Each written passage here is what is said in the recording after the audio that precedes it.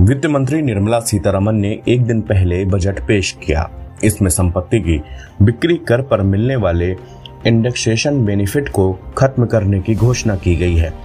अब प्रॉपर्टी बेचने वाले लोग अपनी खरीद कीमत नहीं बढ़ा पाएंगे और अपने पूंजीगत लाभ को कम भी नहीं कर पाएंगे। अब तक की व्यवस्था में प्रॉपर्टी की सेल से होने वाले लॉन्ग टर्म कैपिटल गेन पर इंडेक्सेशन बेनिफिट के भीतर 20% टैक्स लगाया जाता था। अब प्रॉपर्टी की सेल पर पूंजीगत लाभ के लिए इंडेक्सेशन बेनिफिट के बिना 12.5 का नया LTCG टैक्स रेट लागू होगा। इसे एक उदाहरण की मदद से समझते हैं।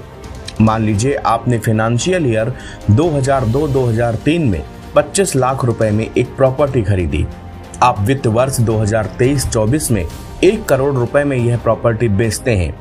मौजूदा नियमों के मुताबिक 25 लाख की खरीद कीमत को इनकम टैक्स द्वारा नोटिफाई किए गए CII नंबरों के साथ बढ़ा सकते हैं, लेकिन नया नियम लागू हो जाने के बाद खरीद मूल्य को बढ़ाने की कोई आवश्यकता नहीं होगी।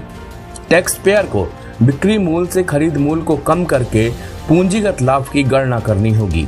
सीतारमण ने कहा कि इससे टैक्स पेयर और टैक्स अधिकारियों के लिए कैपिटल गेन की गणना करना आसान हो जाएगा। हर वित्तीय वर्ष में इनकम टैक्स विभाग इंडेक्सेशन बेनिफिट की गणना में उपयोग किए जाने के लिए कॉस्ट इन्फ्लेशन इंडेक्स यानी कि CII प्रकाशित करता है। इसका use long term capital asset का इन्फ्लेशन एडजस्टेड कॉस्ट की गणना करने के लिए किया जाता है। टैक्सेबल कैपिटल गेन का निर्धारण करने के लिए एसेट की सेल वैल्यू से इन्फ्लेशन एडजस्टेड एक्विजिशन कॉस्ट को हटा दिया जाता है। हालांकि इंडेक्सेशन बेनिफिट केवल खास तरह के एसेट पर ही उपलब्ध है। CII नंबर हर साल बदलता है। प्रॉपर्टी खरीदने वाले व्यक्ति को खरीद वर्ष के हिसाब से एक नंबर मिलता है। जाहिर है कि जब प्रॉपर्टी बेची जाती है तब भी कोई न कोई नंबर चल रहा होता है। इन्हीं नंबरों के आधार पर महंगाई को कीमत में एडजस्ट किया जाता है।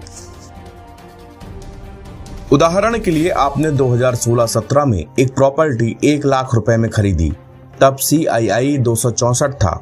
अब आपने 2023-24 में उस प्रॉपर्टी को 1.6 लाख रुपए में बेच दिया। इस साल CII 348 है। इस तरह आपको 60% का फायदा मिल गया। जिस प्राइस पर आपने बेचा उस पर कैपिटल गेन टैक्स भी तो चुकाना होगा। अब तक 20% के हिसाब से कैपिटल गेन टैक्स लगता था, मगर यह पूरे फायदे पर नहीं लगता था।